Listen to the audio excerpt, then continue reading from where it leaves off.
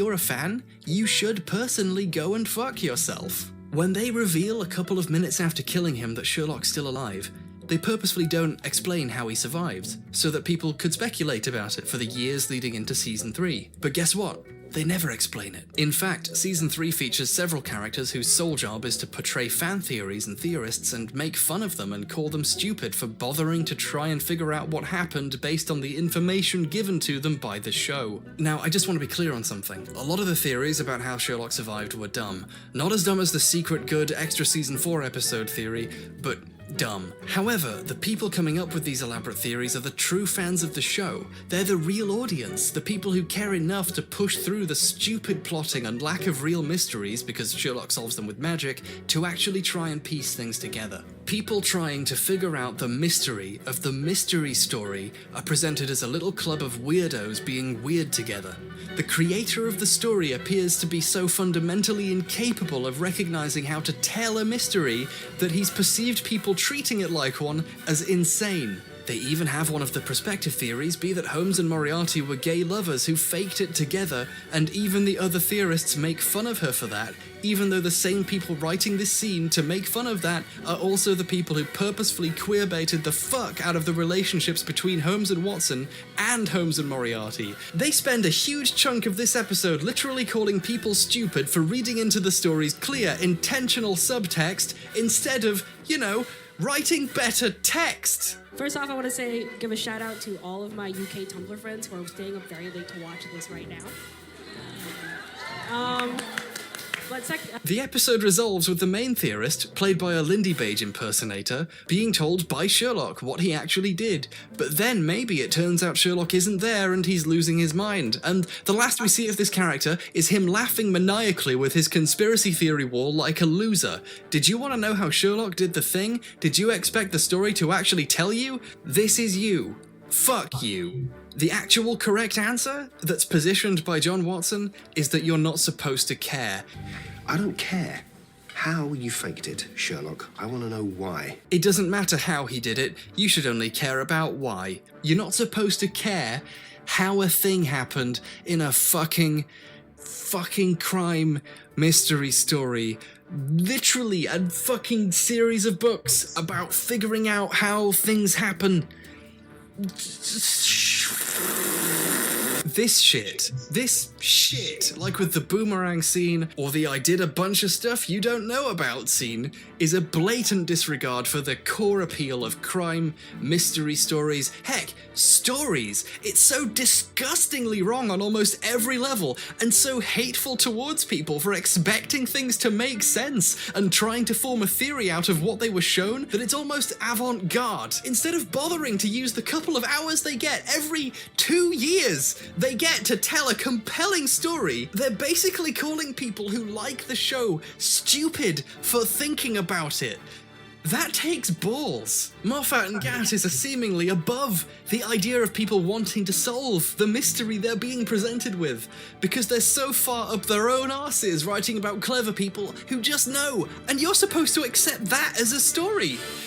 They solve it because they're smart, and that's not even getting into the sheer contempt for the source material. Rewriting one of the most interesting characters in the mythos, and one of the few people who ever beats Sherlock so that she's not interesting because she's just the villain, and then doesn't beat him, is apocalyptically bad, but it's just a tip of a gigantic iceberg made of frozen we. In The Hounds of Baskerville, they're too special to simply have a big dog people are scared of and a local legend being abused so someone can claim an inheritance by offing their relatives. No, that world-famous story on the UK's best-loved novel list, the best Holmes novel ever written as rated by Sherlock fans, was too dumb and simple and understandable. What it really needed was a drug that makes you hallucinate, and a secret government research facility and pointless intrigue with Sherlock sneaking into a facility he could easily have asked his fucking brother to let him into, which he does later anyway. And the only reason there's a hound in the story at all is because the word hound happened to be written on the killer's shirt when he killed a kid's father, so the kid hallucinated a giant dog. And yet, while they're trying to gussy up this famous story to make it more cleverer with this bullshit, they don't even bother explaining why the killer didn't just kill the only only witness to his fucking crime! There's this core mismatch in the sensibility of the story's authors. They don't just hate you for wanting to solve a mystery, they seemingly hate mystery stories themselves for being too understandable, having too many simple pleasures like watching a story unfold. Moffat and Gatiss decided that shit wouldn't fly anymore, and it had to be fixed by overcomplicating it and adding in a secret facility. I wonder if Moffat's made this fucking mistake in an adaptation before. Rache, German for revenge. She could be trying to tell us Yes, something. thank you for your input. Find out who Rachel is. She was writing Rachel. No, she was leaving an angry note in German. Of course she was writing Rachel. Oh wow, they straight up have Sherlock dismiss the twist from the original story as being stupid and for idiots. Great, thanks! Listen, Steve, I know you're listening because what else are you going to be doing with your fucking time now that you're not running Doctor Who and probably not going to get another season of this? If you think you're too smart for the simple, pulpy crime stories that make up a famous property you're adapting, and you think they need to be fixed, why are you adapting them in the first place? The Sherlock fandom, the people who make gifs of all the romantic moments between Sherlock and Watson, with the saturation slightly raised to make the image pop and also fix the show's own shitwank colour grading, the people who actually believe enough pieces of the puzzle are there to explain how Sherlock survived, the people who actually liked the show enough to not believe season 4 was as bad as it was, and there had to be an episode that explained why it was pretending to be shit. The only people who will stick with Sherlock all the way through and actually profess to enjoying it are these people. These people fully believe the promise of the show that it really will one day be good and smart and pull back the curtain to reveal an amazing true narrative kept hidden all this time that had always been there. It's so easy to make fun of people for coming up with that silly theory. In fact, I've done that and you should too. It's stupid, but it's honest. It's the truest expression of being told over and over that something was coming, it's gonna get good, there's a real secret thing going on in the background. All these people did was take that seriously, but in reality they were simply lied to. The reality is, a show that keeps telling you I know it's bad, but I promise eventually it'll get good, or turn out to have always been smart, after 4 seasons, is just a bad show. The old books and serials were designed to keep you reading or watching and coming back for more. When Sherlock went over the Reichenbach Falls with Moriarty and the final problem threatened to live up to its name, there was a public outcry. People wanted more, their appetite fed by the format of the story and love for the character. A full decade later, still hounded, pardon the pun, by fans of his greatest work who still didn't care that much for his historical novels, Doyle had no choice but to have Holmes return. The new show kills Sherlock and within a few minutes of mourning him, tells you it's okay, he's fine. No one would clamour for this Sherlock's resurrection a decade later. They had to make sure you knew he wasn't really dead, because otherwise you wouldn't have given a shit about a next series and would have moved on with your life. They needed you to be speculating for years about how he did it, even though later they planned on telling you were a fucking idiot for doing it. It's been 10 years since Jekyll came out and ended on a cliffhanger. Is anyone hounding Moffat to bring back that beloved story? No, it's not beloved.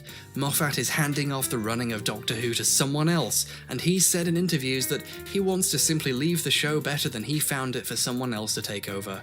Well, guess what, Steve? We'd have all liked if you'd done that too. Doctor Who was a silly, weird, and fantastic show that went off the air in 1989, and people remembered it, wanted more of it for so long, to the point that almost 20 years later, people wanted the show to return, cared about seeing what happened next. Like Sherlock Holmes before it, the creators of Doctor Who crafted a character and series so good, so iconic, that not even a long absence could kill the love for what they had made. After a few short years of running Doctor Who, even Moffat can't wait to be gone. Moffat will be remembered forever for his contributions to the show when someone else ran it, when he was just on the edge making the best bits, forced to tell a complete story and deliver on the promises he was making, instead of endlessly delaying the time things get good until people realize it isn't and never will. And no one can tell him what to do, because the executive producers are him, his co-writer, and his mother-in-law. Many of the previous Holmes adaptations are straightforwardly written written and shot. There's a whole lot of flat shots of people talking. The camera never turns and reveals they actually built a set in the middle of London and it's a dream sequence. But I would rather watch Sherlock figure things out by sitting and looking at things we also see and deriving a better explanation than I could with the same information any day of the week, than sit through another second of self-indulgent look at me, I'm so clever spinny camera nonsense that reveals it was probably just a fucking boomerang. The new Sherlock thinks it's so much better, more important and smarter than the mystery stories it's based on that it cuts out everything that defines them, leaving only shameless queerbaiting, pretentious overarching stories that never arrive anywhere, and the false assurance that somehow, someday, all of this will make sense and arrive at an entertaining conclusion that ties everything together and proves you weren't wasting all this fucking time watching it, but the sad truth is, you were. I'm honestly disappointed by this work, and in a writer who I had a lot of respect for. And honestly, I just think that's a shame. I really do. Also, Benedict Cumberbatch is a terrible actor and his face is stupid.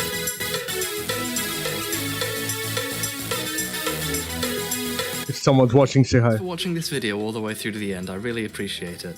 Another thing I really appreciate is being able to afford to take the time to make stuff like this, and for that I really have to thank, in addition to the names going past the screen right now, Rebecca Harold, Aislinn, Get Dunked On, Commissar Taco, Joseph Greco, Evan Ritchie, Jakucha Boris, Eugene Butler, Silas Pumpkins, Siegfried, Slayer of the Immortal Dragon, Mr. Clonum, Alex Lemkovich, Chaboy Kami Kensei, Klil H. Niori, Olivia Mello. Your journey begins with defiance. A ruinous blight has... Hello and welcome to Outside Extra. I'm Jane, this is Andy. Hi. And this is Ellen, and we've seen Borderlands. Unfortunately. Not loud enough.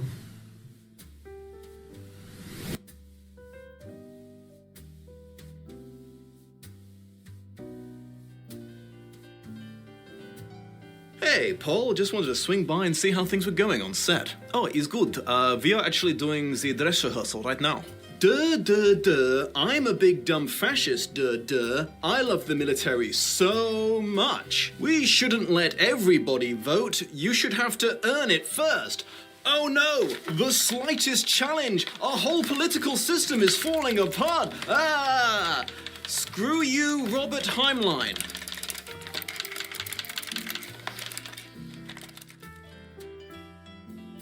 Could you make it more subtle? Not like a lot, just like 10% more subtle.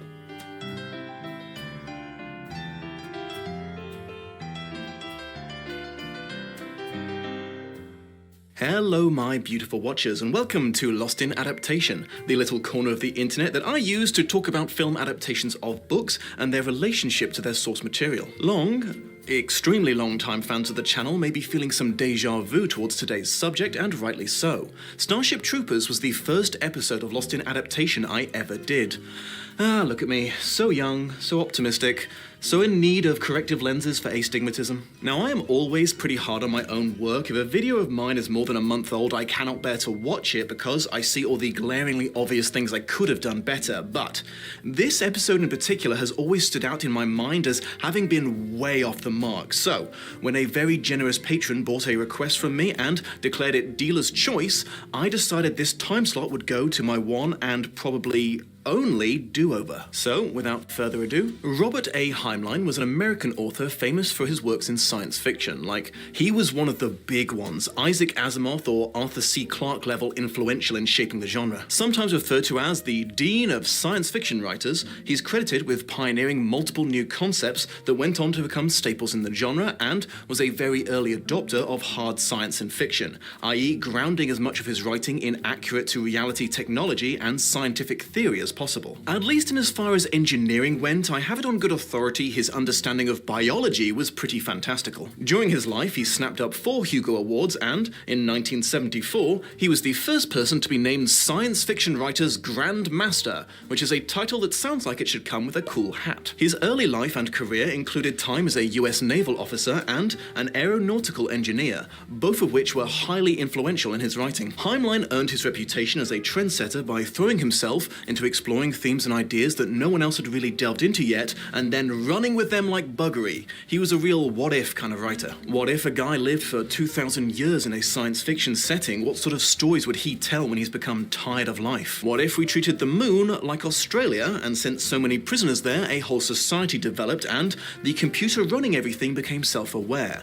How would lunar society differ from Earth society over time, and what sort of relationship would exist between a human and this new form of life? These stories often included different types of political systems, themes regarding race, both historical and modern, religion, coming-of-age narratives, and all sorts of weird sexual things.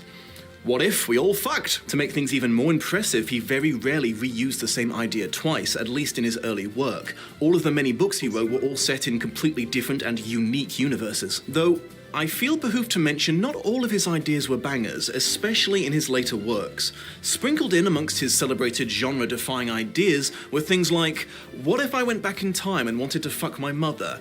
What if someone made female clones of me and they wanted to fuck me?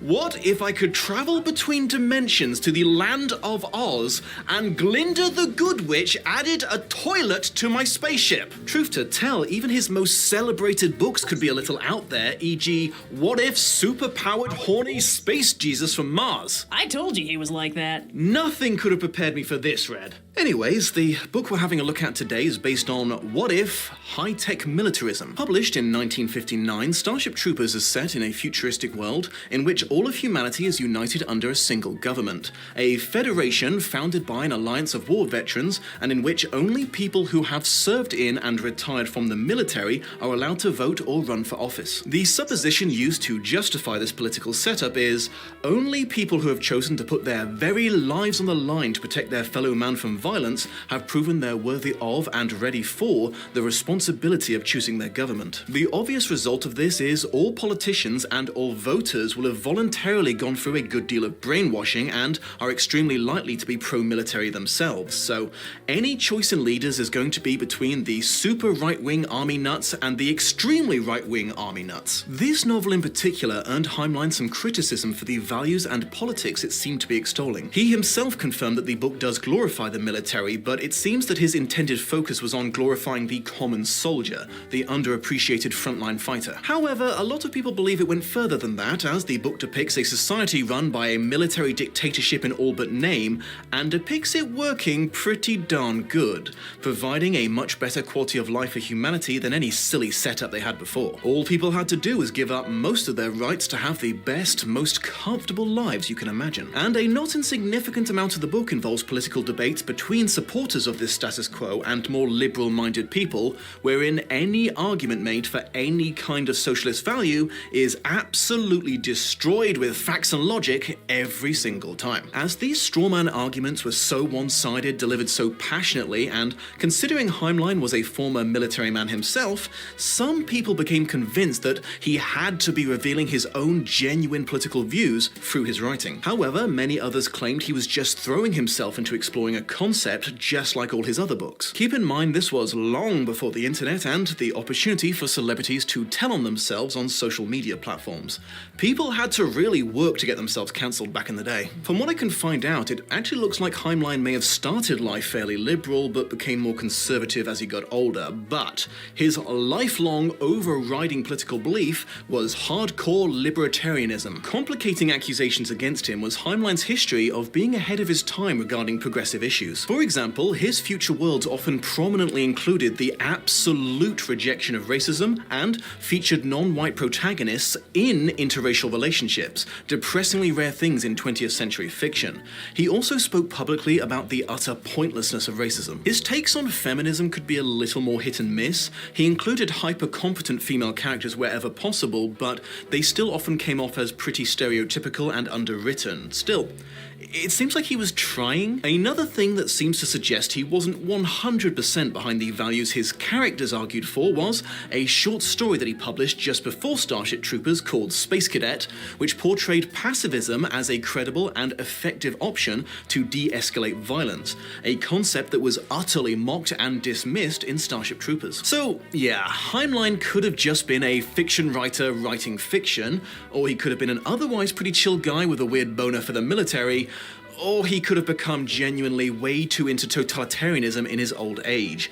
I personally don't feel qualified to say definitively. On a lighter note, this novel is credited with creating, or at least popularizing, the idea of powered high-tech armor, a concept that would go on to become crazy popular in science fiction. If you like Warhammer 40k, Fallout, Halo, or Iron Man, maybe take a moment to give thanks to Robert A. Heinlein. My personal impression of this book is Heinlein might have gotten just a little too carried away with world-building this particular political setup and military hardware to the detriment of the actual plot. The lead's coming-of-age story and the chronicling of humanity's devastating war with a race of spacefaring arachnids only seem to be there to facilitate the intellectual exploration of his latest theory about a possible future. To be fair though, my current opinion might be affected by this being like the third time I've read this book, and also, ignore what I said earlier about this being the not-too-distant future. It actually says here it's been 5,000 years, which I guess I must have missed because it doesn't seem like 5,000 years of advancement, but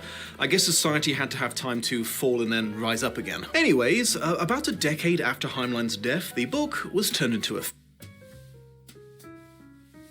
Want to create an online store but not know what to do next? With managed WooCommerce hosting from Hostinger, you can skip the film. The story behind the 1997 film adaptation of Starship Troopers is one of the more extreme examples of all of these stars aligning to make it as unlikely as possible that the finished product was going to bear any resemblance to the original. In 1991, producer John Davison and his friend and writer Edward Neumeier, who had enjoyed working together on RoboCop, attempted to gain interest from studios for a science fiction movie they wanted to make that would be, and I quote, big, silly, jingoistic, xenophobic, let's go out and kill the enemy story that would be part war movie but also part teen romance, and it would be titled Bug Hunt at Outpost 9. Yep, when this film started life, it wasn't even intended to be an adaptation of Starship Troopers. When the pitch failed to impress anyone, it was suggested that attaching a well-known science fiction title to the project might help grease some wheels, and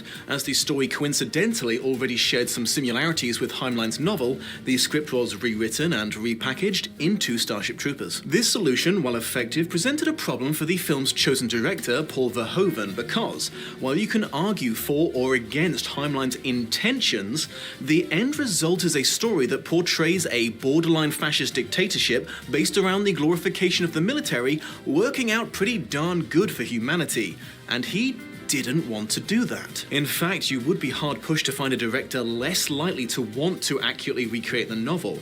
Verhoeven, a Dutch filmmaker, lived through the Nazi occupation of the Netherlands during the Second World War, which understandably left him with an aversion to the suggestion that a fascist government might actually be better for the world in the long run. Attempting to read the book apparently confirmed his worries so completely he couldn't even finish it. However, instead of refusing the job, he apparently channeled his disquiet into subversion. Yes, this film could be set in a borderline military dictatorship, and yes, that would seem to be working, but now it would be presented in such a way that made it clear it was only working because the film is set in an almost cartoonish world of idiots and crazy people, and their buffoonery would become super obvious the second they faced any organized opposition. Starship Troopers the film would be a satire of its own source material. Casper Van Dien and his chin that was hand-chiseled by the gods themselves was cast in the lead of Johnny Rico, the school graduate who attempts to earn his citizenship by joining the military right before the most challenging war in humanity's history to date. Denise Richards, who, fun fact, was one of the people who made preteen Dom realize holy shit he liked girls now,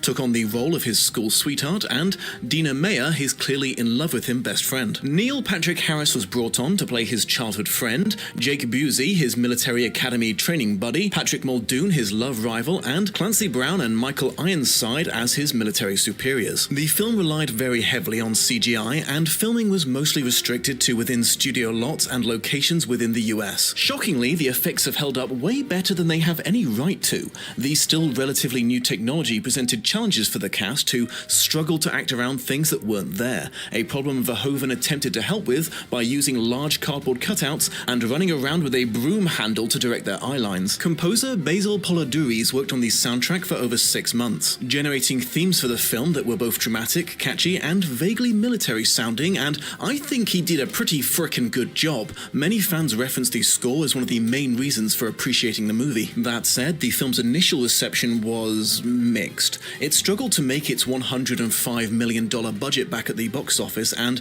met with lackluster reviews. Some feel this lukewarm reception may have been simple bad luck, as its release was surrounded by other successful premieres that sapped away people's limited cinema-going budget, such as The Fifth Element, The Lost World Jurassic Park, and shortly later by Titanic, which overshadowed all its competitors and smashed all the blockbuster records to date. However, Troopers eventually gained appreciation as its audience grew substantially over time and saw much greater success in video and later DVD sales. It now holds a pretty substantial cult status as an underappreciated masterpiece of intentional schlock. Very quickly before we move on, I just wanted to remind my amazing patrons how much I appreciate them for giving me the opportunity to make these silly adaptation video essays for a living. You guys are the best. If anyone's interested in becoming a patron, there's exclusive content available to all pledge levels, including the Lost in adaptation I made about Howl's Moving Castle that Studio Ghibli made me take off YouTube. And if you've ever wanted to ask me something about these adaptations or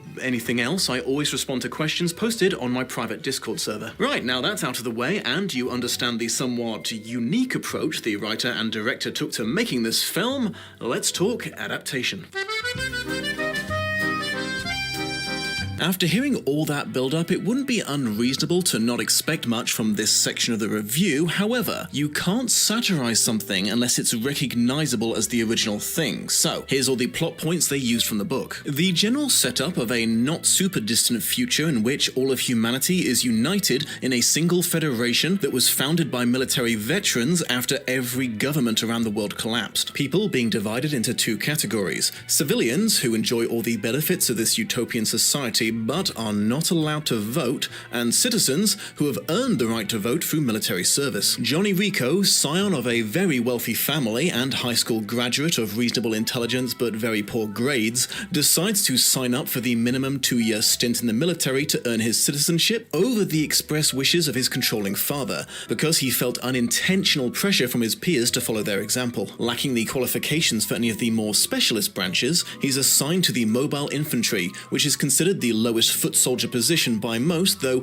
its members are intensely proud of their jobs. At boot camp, he comes under the tutelage of an extremely competent but extremely harsh drill sergeant called Zim. While Rico does pretty well with his training in general, he eventually manages to make a fuck-up so big he's sentenced to a public lashing. During all this, tensions escalate between humanity and a race of aliens known as the Arachnids, to the point of all-out war between them. Unfortunately, an early devastating attack against Earth completely destroys the city of Buenos Aires and kills most of Rico's family. The Arachnids prove to be very difficult to fight because they share a hive mind between the near limitless supply of fearless soldiers and the brain bugs, who do all of the thinking for them. So, humanity's first big counterattack against their homeworld Klendathu is an unmitigated disaster that wipes out a not insignificant percentage of the infantry all in one go. Rico is transferred to a unit known as Razak's Roughnecks, named after its commanding officer, which is stationed on board a ship called the Roger Young. The war continues to go pretty rough for humanity, and Razak and Johnny's friend Dizzy, Someone's watching, say hi. desperate attempt to even the Bubble in my throat. mobile infantry are If someone's watching, say hi. I have done the work that I meant to do yesterday, and I'm gonna sign off. Having transferred to the front lines just in time to complete the objective. And both versions of the story end with more optimism for Earth's chances and Rico taking command of the Roughnecks, but no clear end to the war or anywhere in sight. The classroom scene in which Michael Ironside shoots down the suggestion that violence isn't the supreme authority from which all other authority is derived, and anything else that doesn't align with the values of the current political system, is probably the single most book-accurate part of the movie, both regarding the theming of the book and quoting lines word for word. They also put a fair amount of focus on the infantry boot camp, which is a big part of the book. Viewers, make yourself known. Training doesn't really measure up because of... Can you hear me? The first big change I want to talk about is probably pretty obvious from all the footage I've shown so far. Despite it being one of the key concepts that Heimline wrote the entire book around, there is not one single Marauder-powered armored suit to be seen in the entire film. It's a shame because they were really fucking cool in the book. It's hard to believe this was one of the first times the idea had ever been brought up because the dude kinda nailed the concept first try. In addition to being hulking suits of armor with dozens of inbuilt weapons, they also had fucking jetpacks. That was why they were called the mobile infantry. It wasn't quite enough to let them fly indefinitely, but they could jump for literal kilometers, a tactic referred to as on the bounce. You know, like on the march, but higher up and more uppy-downy. They were deployed into battle from space, fired out of ship-mounted... Alright, lurkers, it is time to end the stream. Rain destruction from above. FYI, so, we're... long arms made them look... Since they're like 3 viewers or something, inspired some officers to refer... we can try to read somebody.